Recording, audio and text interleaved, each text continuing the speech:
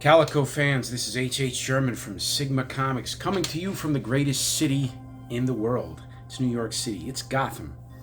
And before we continue, I have to take a swig of the Calico Cup because once you see the Calico Cup, you know it's video time.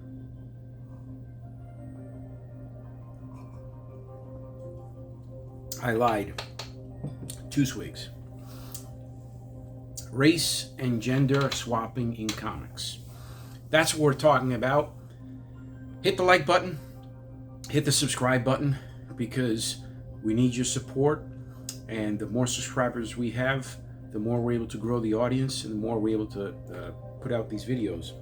Don't forget to support Here Comes Calico. We have issue 8 right now on Kickstarter. This is issue 7, which you can also get there, Escape from the Bronx. What a wonderful issue this is. It's part of our campaign on Kickstarter, and you can support those comics knowing that our fight against animal abuse continues with Here Comes Calico. And that's exactly what you're doing when you purchase a Here Comes Calico comic book. You're helping us in our fight against animal abuse. Thank you so much for your support. On to the video. All right, so if you haven't noticed, I'm a person of color. Okay, I grew up in the United States and in the Dominican Republic. Even though I was born here, here in the States, I had quite a bit of time that I spent abroad. And actually, my first language is Spanish, not English, even though I was born here. Spanish is actually English is actually my third language. I grew up in an Italian neighborhood in the Bronx, which is why I also speak Italian. And I can tell you that growing up here in this country, as a person of color, it wasn't exactly let's just say it was a bumpy ride, okay? And certainly these were different times. I grew up in the 80s, which means I was a very young child in the 70s. But I still have memories from the late 70s at least, and early 80s, of course, throughout the 80s. Comic books were an early part of my embracing and understanding of the English language. Frankly, without comics, I don't think that I would have developed into the writer and the creative professional that I am today, right? So comics instilled in me a fundamental understanding of a wonderful dynamic array of words that helped, in essence, create my vocabulary. I would say I picked up my first comic book around 5 or 6, and that was around the time that I was really starting to truly learn the language. Sesame Street, of course, helped. But during that same time, I was also reading comic books. So this is safe to say that comic books for me were an essential part of my American story and learning the English language, okay? So as part of that process, I was inspired, like many young kids growing up, by the heroes. Of course, I wanted to grow up to be like Spider-Man, Superman, Batman, etc., okay? And also, it transcends the comic books, okay, the movies as well. I mentioned I grew up in the Bronx in the late 70s, early 80s. And what movie came out during that time? Of course, Superman, right? And like every kid that left that that theater, having watched Superman, which my parents certainly did take me to see it, I was absolutely amazed and just enthralled with what I saw. I was truly taken aback and inspired, and that's what comic books are supposed to do. They're supposed to inspire you, which is precisely why it is that I understand why some creatives think that it's important to put themselves in these prominent roles as superhero in the comic books. I get it. Absolutely, truly get it. Here's the thing. This is happening today for reasons other than that. This innate desire to see yourself also as a superhero. And it's also happening in situations where you have what we call legacy characters that have very long histories, that have in many cases generations of customers. Well, you have creators coming in deciding that it's a good idea to take, an existing character, swapping out their, whether it's their race or their gender, whatever socially disenfranchised or marginalized, let's say marginalized group, and now supplanting these incumbent characters with somehow new races and new genders and whatnot. I was always a big fan of a Marvel character called Wolverine. Wolverine was known for his short stature and enormous tenacity. Okay, this is definitely not a guy that you wanted to mess with. Okay, nowhere near a bar. Okay, you don't want to get into a bar fight with someone like Wolverine. Okay, well, guess what? For the uninitiated out there, there's a character right now. Okay, her name is X. There's some number. I don't know what it is. X something, and there's a number next to it because these comics are so bad right now for the big two that I'm done. But anyway, her name is X something, and she's the female Wolverine. In fact, they were actually calling her Wolverine. Okay, and when I say they, I mean Marvel, like the actual company that created Wolverine, was calling this character Wolverine, and somehow expecting that the audience was going to accept this and appreciate this. Let me press upon you the idea and the notion that this is entirely and utterly ridiculous. Okay, these are intelligent people. Okay, let me tell you about nerds and geeks. Okay, people who make up the foundation of comic book fandom. Okay, these are people who are extremely intelligent. Okay, extremely intelligent, who have been invested in this character for, in many cases, generations. For those of you who don't know what generations means, that's 20 years. Okay, a generation's 20 years. Okay, you're going to tell these people that have put their hard-earned money, that have created an expectation, okay, an appreciation, and are truly inspired by this character Wolverine, and you're going to put a young lady there and start calling her Wolverine. Okay, now I need you to understand something. I get it. I understand the concept behind it and how it's very important to make sure that we introduce characters from all backgrounds, all gender, all ethnicities and races, etc., etc. It's very important to do this. But folks, seriously, why do this to Wolverine?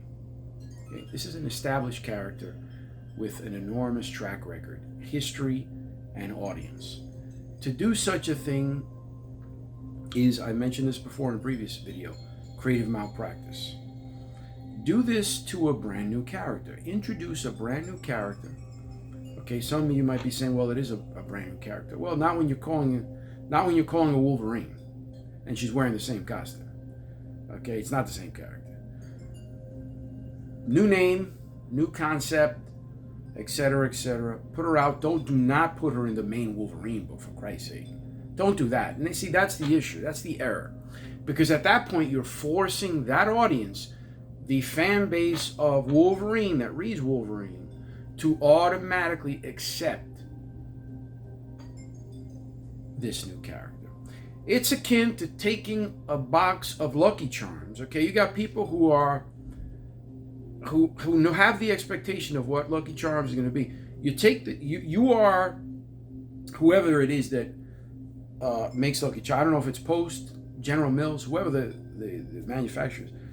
You crack open the box, you empty it, and then you put in, let's say, Lucky Berries, a brand new thing that you created in the lab, and somehow you're going to pass off as luck. So you put it in the Lucky Charms box, you seal it up, and then you put it on the shelf.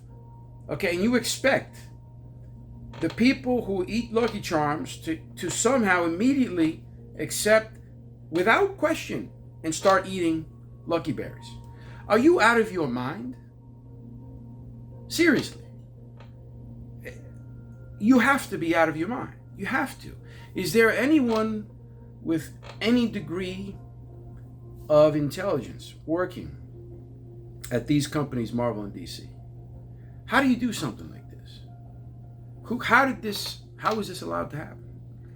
I'm not privy to the numbers for the Wolverine book right now, but I can guarantee you they're different than what they were a decade ago. And when I say different, I mean dramatically different. Okay? And I'm also certain that it's dramatically different than 20 years ago. Now, you could say, well, there's a lot of other reasons for that. Well, sure, I accept that. Absolutely.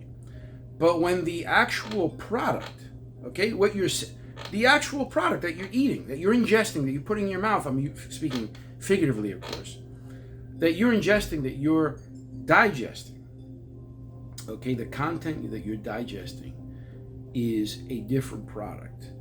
How can you expect that audience base to happily accept that? That's the key. So what are the creatives doing? At the uproar, when the obvious happens, the customer spits out the cereal and says, "What the hell is this? Oh, my mouth is all effed up. Yuck." And they're throwing up. What does the creator do? What does the content creator do? He or she or they are turning around and insulting the customer. How dare you spit out these Lucky Berries? Are you out of your mind? How dare you do this? You're a racist. You're a bigot. Again, I'll remind the audience I'm a person of color. I'm also from New York. Okay? That should tell you something about my perspective. And I can tell you, looking directly into your eyes, you are out of your mind, creative person, for doing that. Okay? You need to reevaluate what you're doing. You need to get some guidance from your editors. Okay? And your editors need to get better guidance from management. Understand that you cannot fool the incredibly intelligent fans of comic books who've been fans of comic books in many cases since before you were born. It's insulting. Okay? It is. If you don't understand that, you need to spend this time, now that we're entering the holidays, and some of you, hopefully all of you, are going to spend times with your family. This is a time for self-reflection. Look at yourself in the mirror, okay? And take a deep breath and understand that what you've done is wrong. You may not think it is, but it is. Okay? There are more prudent, ethical, and creative ways to accomplish what it is that you are trying to do.